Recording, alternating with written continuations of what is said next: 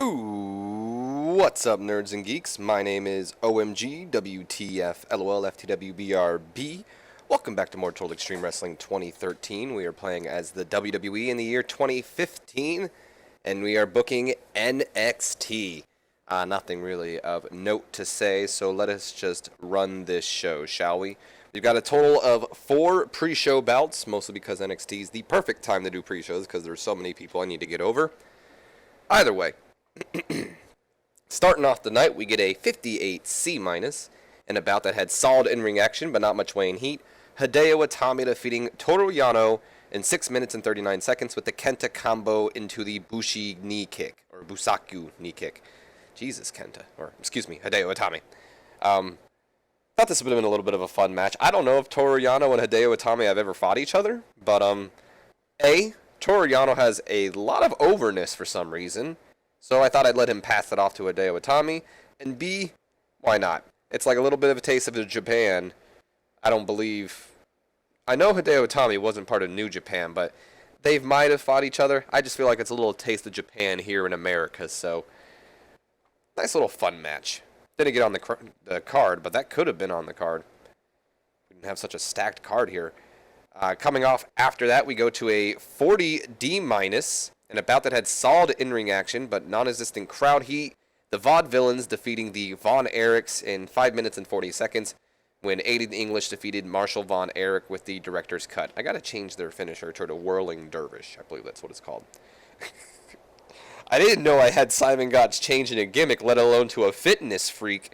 But okay, Simon Gotch has now switched to a fitness freak, and believe it or not, nerds and geeks, it got a 97 rating. Maybe I was thinking because he's always doing those squats and stuff? But either way, Simon Gotch is a manly guy, so maybe he's into his fitness. He's also improving in performance. Good for you, Simon. Oh, I forgot to show the road agent notes on the previous match. My apologies. Although literally it was like Hideo Itami wins, decisive victory, pretty much like this. Moving on from this, we go to our 53 C-, our third pre-show match of the night. And a bout that had solid in-ring action, but not much weighing heat. Tyler Breeze defeating Caprice Coleman with the Unprettier. Just a way to try to get some momentum on Tyler Breeze's side. He needs it. Simple enough there. And then finally, our main event of the pre-show, a Prince of the Ring qualifier match. Well, not really. It's not a qualifier match. What I'm trying to say is it's basically it's the same match. What the hell is the word I'm looking for? Rematch, I guess. That's pretty much the only word I can think of, but I have a feeling it was something else. Either way, in a match with some good action and average heat, Caprice Coleman, why was I about to say him? Christopher Daniels defeating the Brian Kendrick with the Angel's Wings. Got us a 68 C+. Brian Kendrick is is improving in performance skill. I guess learning's not the exact words there. And I had them get the crowd open here, or going, because I don't think our opening match of the night was going to get the crowd going. So they both got the bonus for engaging the crowd, so I am happy with that. Kendrick and his soft drugs habit. Do anyone really care? I don't think so. So moving on, we go to the start of the show, and we get a 75 B-. NXT opens up with the NXT champion, Kevin Owens, making his way down to the ring, clearly with something on his mind. He takes the mic and he says, "Ever since I came to NXT, Mr. Regal has had it out for me." And this 4-way match is a perfect example of that. But before he can continue, ranting, William Regal's music interrupts him as he makes his way down to the ring, mic in hand, and he says, "Kevin, you and I both know that that's not true at all. Sure, the way you have risen up to the top hasn't been the most conventional, but there's no denying the talent that you have." Owens then takes the mic again. No, you're right, Mr. Regal. There is no denying how good I am. But that doesn't mean you don't have it out for me. You weren't happy with how I attacked your buddy Sami Zayn, and then you weren't happy with how I got my title shot, or even that I won it. And now you've been making me jump through hoops since. And now a 4-way match? Regal then goes on, "You can think what you like, Mr. Owens, but as champion there are certain requirements that must be met, such as defending a title. Just like my job is to present the NXT universe with the best matches that I possibly can. Which is why tonight, to get warmed up for that 4-way match that we will see at NXT TakeOver in 2 weeks' time, we will see Kevin Owens taking on Sami Zayn in a rematch from a previous NXT TakeOver tonight in our main event. Non-title, of course. Kevin Owens, I'd imagine, starts complaining, what, are you kidding me, blah, blah, blah, this is even more proof. Regal's just like, it is how it is, pretty much, and that hypes up our main event of the night, which we have it being put over right here. Kevin Owens will take on Sami Zayn, getting a 79B. They're over, what can I say? So moving on, we go to a 26E.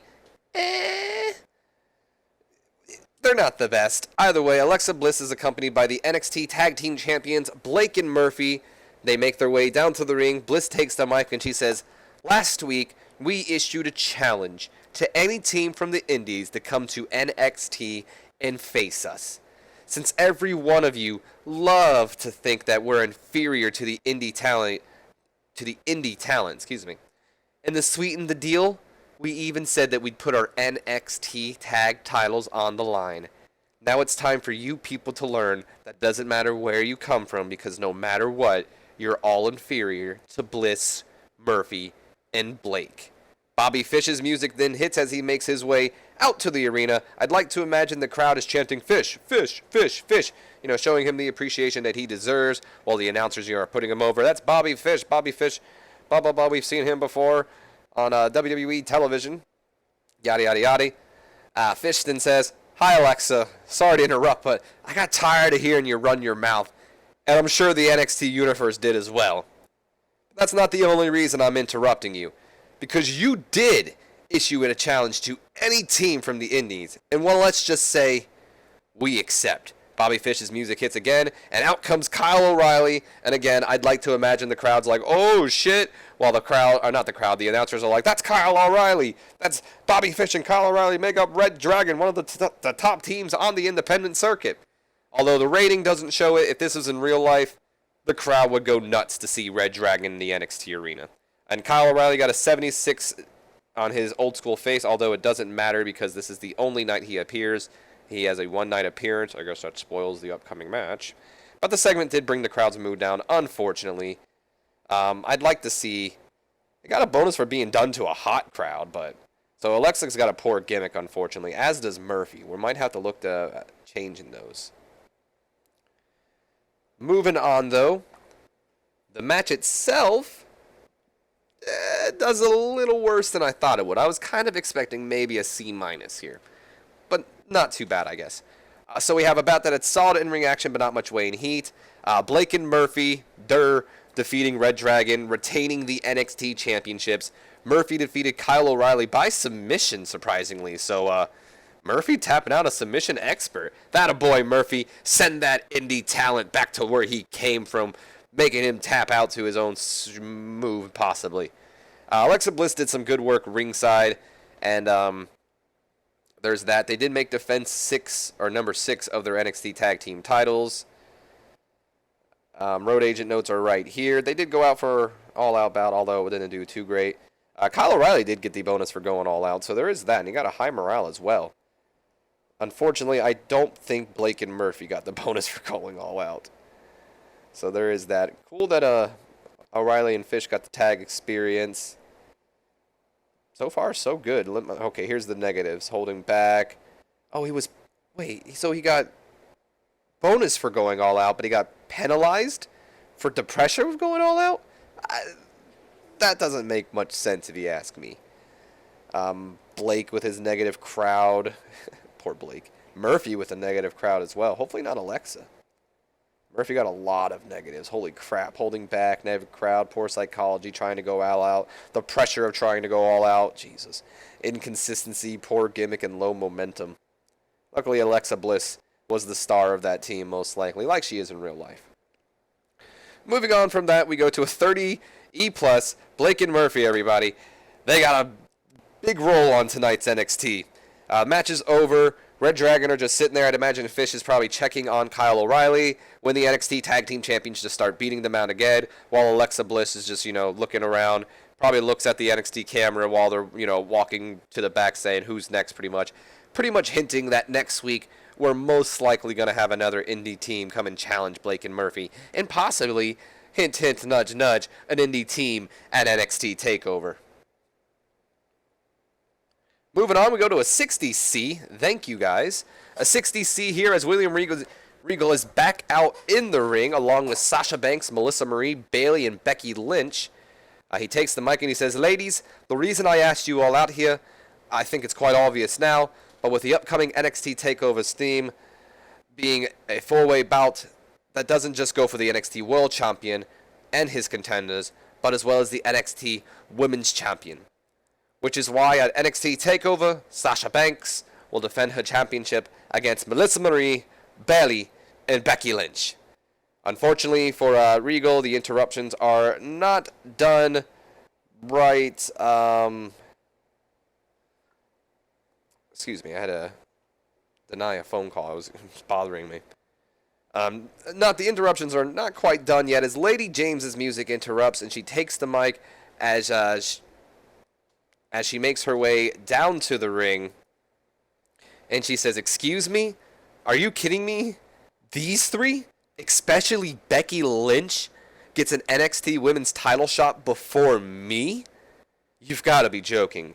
I mean, I don't mean to brag, but out of the 4 women in that ring, I am the only person here to be a former WWE Women's Champion and a former WWE Divas Champion. And trust me when I say I'm not just here for my husband, the future NXT Champion. But I am here to prove why I'm the queen.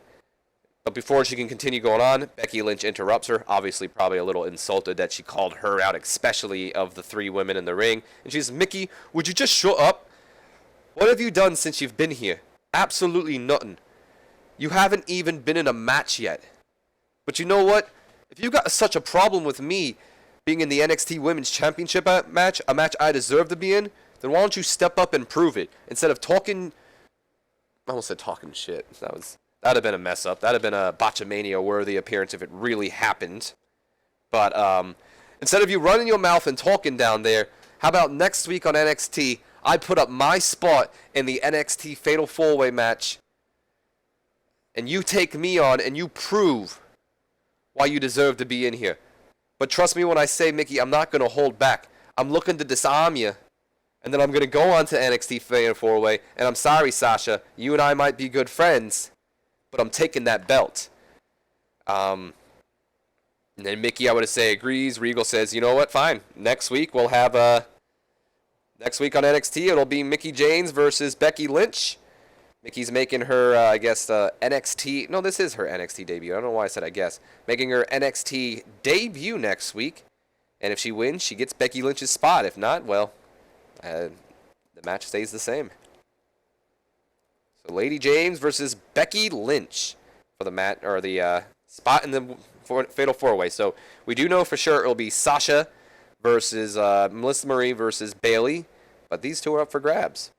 So a nice little segment there. Melissa Marie's developing better performance skills, as is Becky Lynch, and Bayley's improving in acting. So a lot of improvements there. Unfortunately, Becky Lynch did underperform, but that is okay. A lot of pluses here, so I am happy to see that. Negatives, not much, mostly just low momentum. Great angle. I'm very happy with that. The announcers then also announcing for next week, we will see our main event. It's kind of mimicking our main event for this week, but instead of it being Sami Zayn versus Kevin Owens, it'll be the other 2 participants in that Fatal 4-Way bout, Finn Balor and Sir Nicholas Magnus. I almost forgot. How bad would that have been? So next week, our main event will be Finn Balor versus Sir Nicholas Magnus, along with having Lady James and Becky Lynch having a match next week. And possibly an NXT tag team title match. Moving on, we go to a 73 B- in a bout that featured great action and a good crowd. Sami Zayn defeats Kevin Owens in 11 minutes and 43 seconds by a countout, nerds and geeks. Not getting the ending we want here, but it keeps them both looking strong. I'd imagine Sami looking really good, almost beating Kevin Owens, which leads to Kevin Owens saying, "You know what? I don't need this match. And instead of letting Sami Zayn get a potential victory over him, he just leaves with the NXT Championship. So Sami Zayn and Kevin Owens have great chemistry, as they should. So it showed in performance. That helped. And announcing job by Corey Graves was pretty weak. Unfortunately, but I disagree. Corey Graves is great. Although it is saying it deserved better color commentary. Sami Zayn is improving in performance, so that is awesome. And out of everything here, our negatives go to them holding back. Corey Graves, unfortunately, and that being about it, really. Unfortunately, other things I can't really affect. And then that closes out the show. We get a 73 B-. Unfortunately, no specific comments because we cannot improve quality or not quality, improve popularity. Unfortunately, we can't improve popularity, but I guess fortunately we can't lose popularity. But so I guess that's the good thing. But at the same time, that would have been a show that I wouldn't say would have increased our popularity, but it would have definitely helped in some regions. We got Ray. Ray's a Hong Kong professional wrestler, currently working as a freelancer on the Japanese independent circuit, Nerds and Geeks. Oh, I didn't get to finish it. Moving on, so Kyle O'Reilly leaves WWE. It was just a one-night appearance, but whatever. Austin Aries. Oh, speaking of Austin Aries, Nerds and Geeks, before I forget this. So Austin Aries is... What the hell? How do I... Is there an easy way to do this? I guess not. Austin Aries... Uh-oh. It's about time. Not developmental. Wrong place. Shortlist is what I'm looking at here. So Austin Aries, did I not shortlist him like an idiot? No, I did, okay. As we spoke on before, TNA did issue a contract to him. He was willing to listen to offers to us. And here's the thing. I mentioned that he was getting a written contract by TNA. He's not. He's actually getting a pay-per-appearance deal, which is awesome. But I did ask you guys last week if, or not last week, but last episode, if you guys wanted me to sign Austin Aries, and majority of you did indeed say yes. So we are going to go ahead and sign Austin Aries. I'm not going to show me doing it now. I am going to do it soon. But I'm not going to do it right this second. And I do have plans for Austin Aries, so that is a plus. But we are still going to be signing Austin Aries, and I'm not going to let you guys know when, which is why I'm not going to show it. So it can be a surprise still. So we have some emails here. Kyle O'Reilly leaving, whatever. Some other shit here. That is most likely Victor that is looking to re-sign with us right here, to be honest. No, it's Oh. Oh, no. An incident involving Brian Kendrick. It's most likely we. Identified as a soft drug user by the WWE drug testing policy. As the drug testing is done in-house, well, we're just going to fine you. That's just how it goes. Sorry, I'll really try harder to keep Keenan the... Whatever. We got Dean Ambrose and Victor waiting for some contracts there. But that's just how WWE handles marijuana. They just fine you, it seems. So that's what I'm going to do. Steroids is usually a suspension. I kind of regret. What am I, freaking Elmer Fudd? I kind of regret not suspending Randy Orton. Because I was like, I panicked a little bit. I was like, oh, I have plans for Orton, not realizing that I really didn't. I was going to write him off either way. We do need to get... Oh, I'm most likely going to change her name. Io Shari in a match here soon because she is starting to complain, so might have like Melissa Marie go over her or something. Either way, though, let us look at the storylines here, more specifically the NXT storylines. This technically hasn't started, so we might as well just end it, even though it's really a storyline, but we can't really start it. So we have, this is doing really well. That's a bit of a spoiler, fuck. Whatever, I guess we know, if you guys go back. This is doing decent. This hasn't started, but whatever, we're still going to do it. This is doing horrible, apparently. Either way, though, those are on an NXT feud, so let's not really worry about it. I've got nothing really else to add here, Nerds and Geeks. I hope you guys have enjoyed. If you have, do me a favor, leave me a comment, like, and subscribe if you have not already. And as always, my name's been OMG WTF. LOL FTWBRB. I'll see you guys for Monday Night Raw. Starting with Monday Night Raw, we are finally heading on to our pay-per-views. Both NXT TakeOver and Battleground King of the Ring will be in the next week's shows. Or I don't know how to explain that, but you know what I mean? So that'll be something to look forward to. Either way, nerds and geeks, I'll see you guys later. Have a good one.